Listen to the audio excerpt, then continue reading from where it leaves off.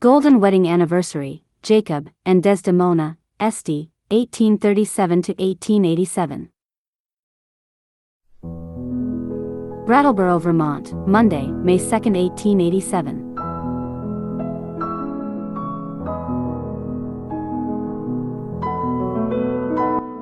The day of the celebration. Jacob and Desdemona Estey invited friends from all over the world to their home on Canal Street to celebrate their golden wedding anniversary. The celebration took place on Monday, May 2, 1887, between 3 and 8 p.m. It was a clear, beautiful day when the birds were chirping, welcoming the arrival of spring. As the clock struck 3 at afternoon, people from all over the world flocked to the Estey estate to offer their congratulations. Jacob Estey's son, Julius Jacob, with wife Florence Carpenter, and daughter Abby Emily, with husband Levi Knight Fuller, welcomed the guests.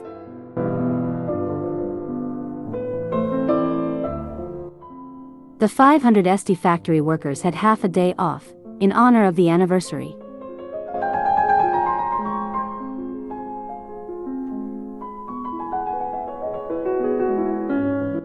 Gifts from friends were on display everywhere in the house. Countless letters of congratulations arrived. The Philharmonic Orchestra played in the upstairs hallway. In the evening, the band of the 1st Regiment appeared and serenaded. Several poems were written for the golden wedding anniversary.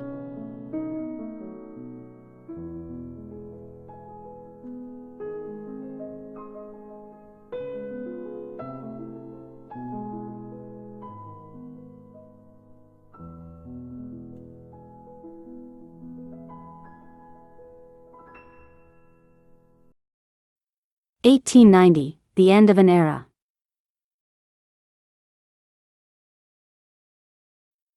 Three years later, on Tuesday, April 15, 1890, at about 2:45 a.m., Jacob Estey died of a thrombus or heart clot. On Monday morning, Jacob Estey went to work at his factory in Brattleboro, and afterwards delivered official documents to the Brattleboro Town Hall. After experiencing mild stomach pains, Jacob Estey returned to his home on Canal Street at 11 a.m.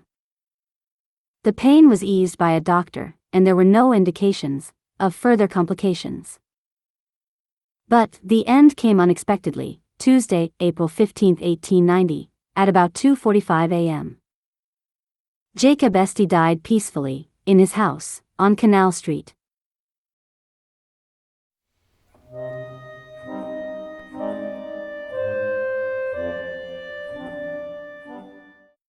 Jacob Estey is survived by his wife, Desdemona Wood, his daughter, Abby Emily, with her husband, Levi Knight Fuller, and their adopted daughter Anna Maud.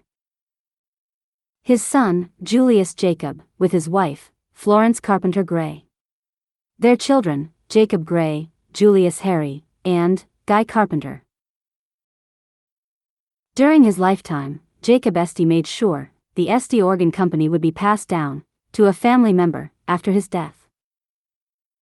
So, his son Julius Jacob, together with two of his own sons, took over the management of the Estey Organ Company after Jacob Estey's death.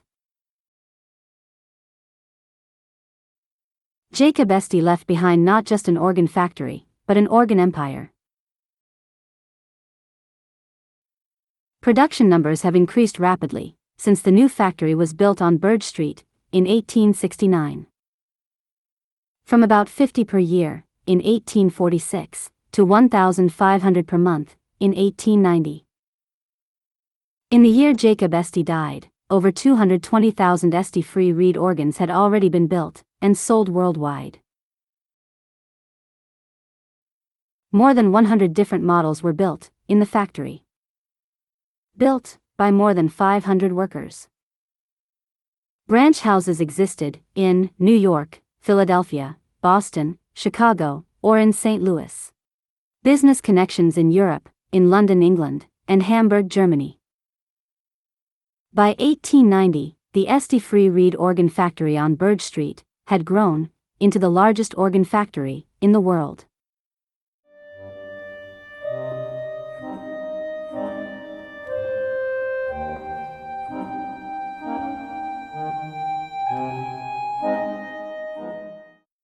In addition to organ cases, piano cases were also built at the factory in Brattleboro for the newly in 1885-86 purchased Estey Piano Factory in New York.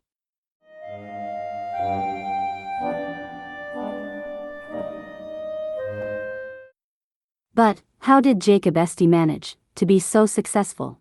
As an adopted child who was beaten in his childhood and never learned to play any instrument. Take a look at a brief summary of Jacob Estey's journey to success. Jacob Estey was born 1814 on a farm in Hinsdale, New Hampshire, near Brattleboro.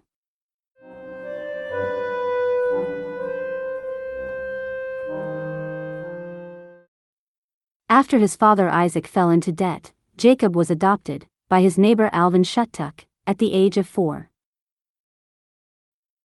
Initially loved by his new family, Jacob was soon suffering serious abuse that left traces on his body and soul. At the age of 13, with only $2 in his pocket and a bundle of clothes under his arm, Jacob fled his torturers to Worcester, Massachusetts, where his older brother Joseph lived. Over the next few years, Jacob worked on farms in the Worcester area. During the winter months, he sometimes received school lessons. In 1831, at around the age of 17, Jacob began an apprenticeship as a lead pipe and pump maker with Thomas Sutton in Worcester, Massachusetts. In 1834, Jacob's father Isaac died, and Jacob came to Hinsdale for the funeral. In 1835, Jacob Estey bought a small plumbing shop opposite Hinsdale, in Brattleboro. The plumber shop was located in the Valley Mill, at the mouth of the Whetstone Brook. The purchase of the plumbing shop also included the property and house of Stephen Parker the seller at Canal Street. Thus, in 1835, Jacob Estey became a businessman, homeowner, and citizen of Brattleboro. In 1837, Jacob Estey married Desdemona Wood, and they moved into the former Parker House on Canal Street. Over the next 15 to 20 years, Jacob Estey expanded his business into marble gravestones and lumber. Around 1848 or 1850, depending on the source, Jacob Estey built a new shop in Brattleboro at Main Street Bridge.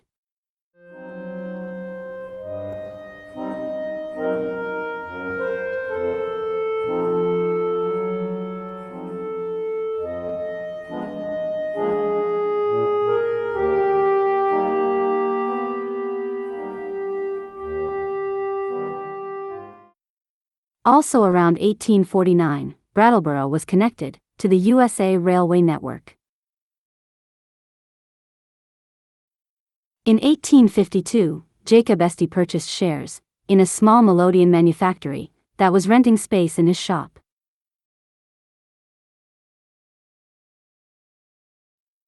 Was then called E.B. Carpenter and Company, and Estey. And then, Estey and Green.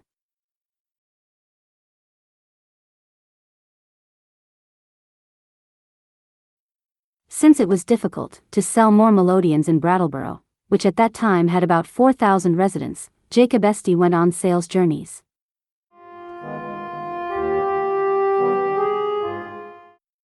He was always able to sell the total coach load of instrument.s.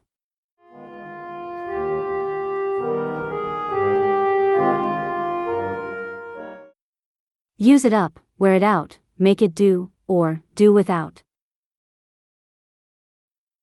In 1854, Jacob and Desdemona Estey rebuilt, or renovated, the old Parker house at Canal Street.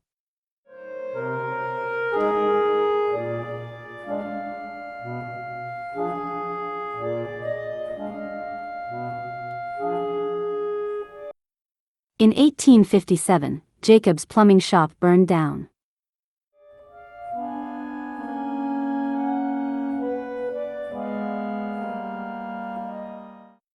But, already in 1858, Estey and Green built a new melodeon factory, on the same spot. In 1863, Jacob Estey became the sole owner of this factory. And also in 1863, the first Estey cottage organ was developed, in this factory. In 1864, there was a partial fire, in this factory, but the buildings were rebuilt, within months. Around 1865, Jacob Estey brought his son, Julius Jacob, and his son-in-law, Levi Knight Fuller, into the company.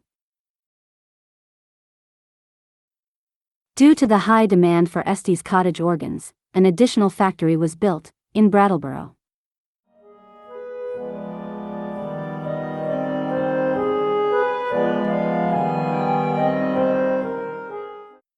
The new factory was built at the corner of Frost, Elm, Flat Street.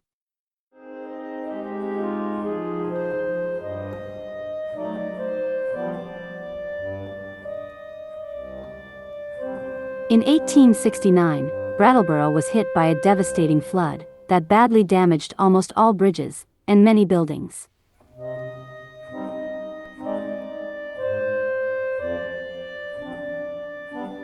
The Estey Cottage Organ Factory, on Flat Street, lost almost its entire stock of wood during this 1869 flood.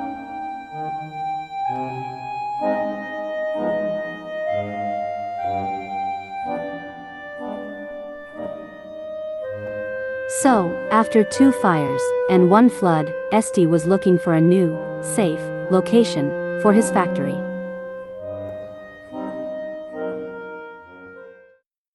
In 1869, Estey purchased the Dickinson Farm property.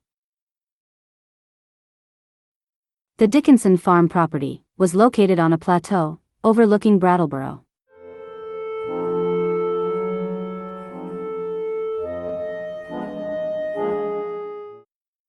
Construction of a new factory at this location began as early as December 1869. The new factory grew very quickly, from 4 planned to 8 main buildings.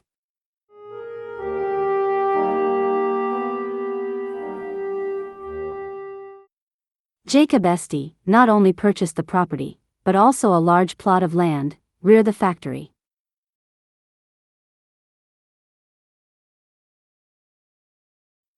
This plot of land was subdivided for the construction of residential buildings.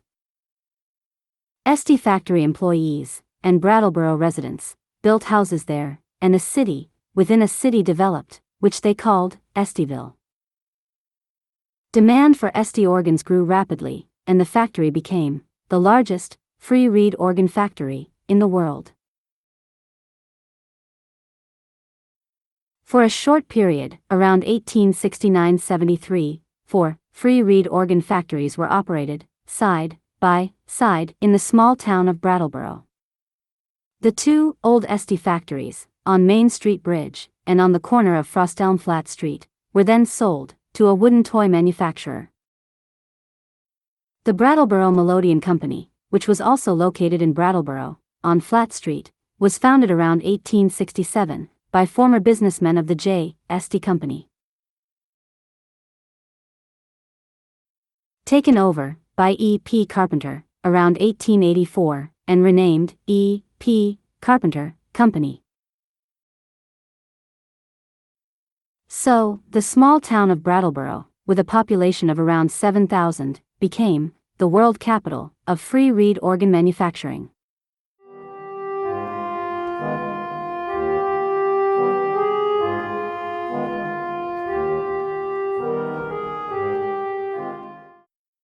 But Jacob Estey's legacy wasn't just these incredible factories in Brattleboro.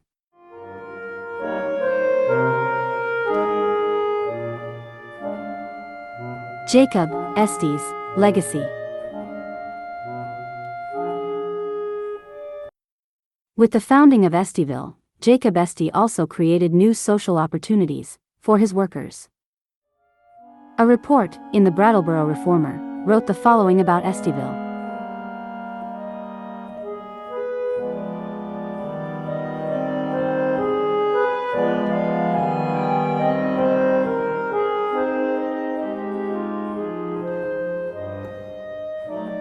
Jacob Estey stands up for equal pay for women.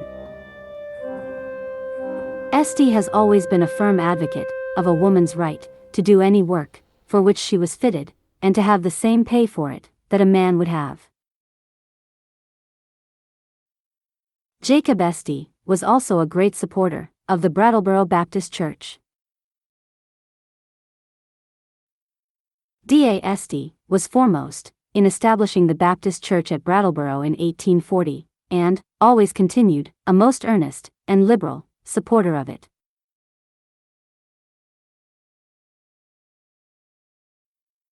And Jacob Estey also funded a university building for black women in North Carolina.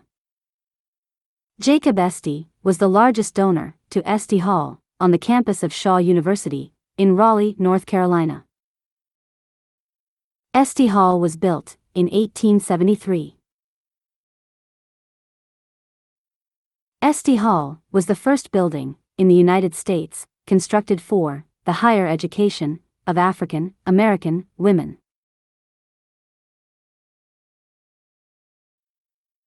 Estey Hall is housed in the oldest historically black college in the South, and the second college for freed slaves after the Civil War. In the Shaw University, Raleigh, North Carolina. Jacob Estey, who had experienced abuse as a child, spent time of his life promoting education and supporting disadvantaged people.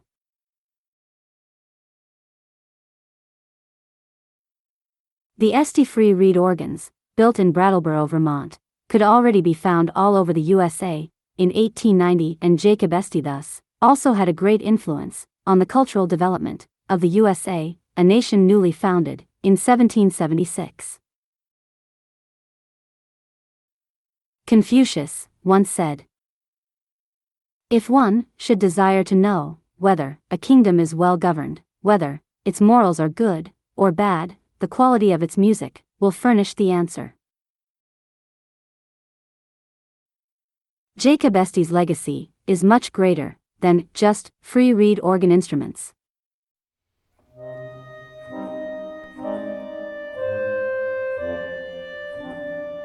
An era came to an end.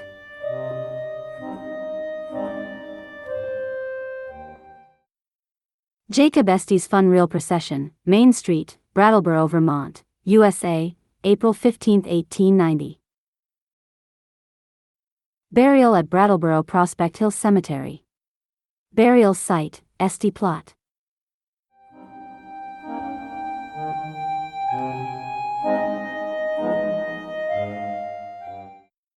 Jacob's wife, Desdemona, died a year after Jacob, in 1891, and was also buried in Brattleboro Prospect Hill Cemetery, next to her husband.